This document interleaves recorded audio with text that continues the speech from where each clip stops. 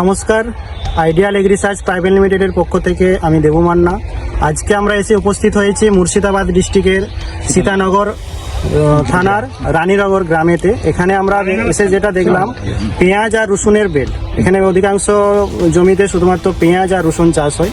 তো আজকে আমার সাথে আমাদের সিনিয়র স্যারেরাও রয়েছেন।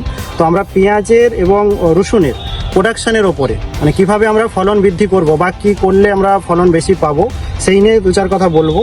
তো যার মধ্যে প্রথমে আসি রসুন আর পেঁয়াজের সাইজ নিয়ে। সাইজ আমরা কিভাবে বাড়াবো বা কিভাবে আমরা গাছকে কন্ট্রোল করব। তো প্রথম যেটা ব্যাপার হচ্ছে, পেঁয়াজের কাণ্ড যদি আমরা বেশি মোটা এবং চওড়া করতে পারি এবং লম্বা যদি ঠিকঠাক থাকে, তো সেক্ষেত্রে আমাদের কিন্তু পেঁয়াজের বা রসুনের সাইজ কিন্তু ভালো পরিমাণে আমরা পাবো। তো তার জন্য আমাদেরকে যেটা করতে হবে, আমাদের আইডিয়াল কোম্পানির যে ক্যাজমিক্স এস বলে যে প্রোডাক্ট রয়েছে, যেটা হচ্ছে মিক্সার মাইক্রোনিউট্রন, যার মধ্যে, কারণ আমরা মাটিতে খাবার অনেক কিছুই দিচ্ছি, এনপিকে বলুন, আদার্স সমস্ত কিছু খাদ্য আমরা মাটিতে প্রয়োগ করছি, কিন্তু তার সাথে সাথেও বেশ কিছু খাদ্যের ঘাটতি কিন্তু গাছেতে থেকে যায়, যেগুলো আমরা কিভাবে পাবো সেটার জন্য আমাদেরকে মিক্সার মাইক্রোনিউট্রন ব্যবহার করতে হবে, যেটা হচ্ছে ক্যাজমিক্স এস, যার মধ্যে রয়েছে zinc, copper, ferrous, manganese, boron.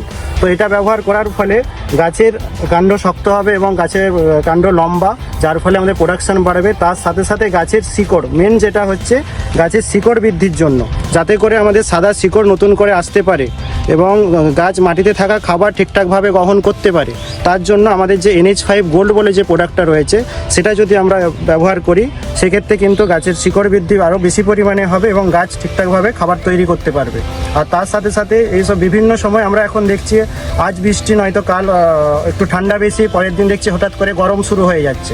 তো সেক্ষেত্রে যে ওয়েদারের যে প্রবলেম, সেটাকে সলভ করার জন্য তো আমাদের যে আইমিক্স বলে যে প্রোডাক্টটা রয়েছে, যেটা টেস্ট এলিমেন্ট হিসাবে আমরা ব্যবহার করে থাকি, যে কোনো ওয়েদারকে গাছকে অ্যাবজর্ব করতে সেটা সাহায্য করে। সেই আইমিক্স বলে প্রোডাক্টটা যদি আমরা আগে থেকে মাটিতে প্রয়োগ করে রাখতে পারি, সেক্ষেত্রে কিন্তু এই বিভিন্ন রকমের যে সমস্যাগুলো হচ্ছে, সেগুলো থেকে আমরা কিন্তু মুক্তি পাবো।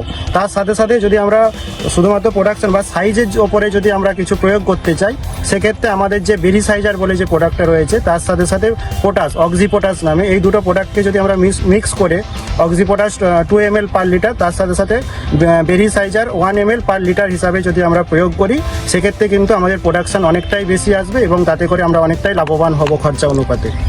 ধন্যবাদ।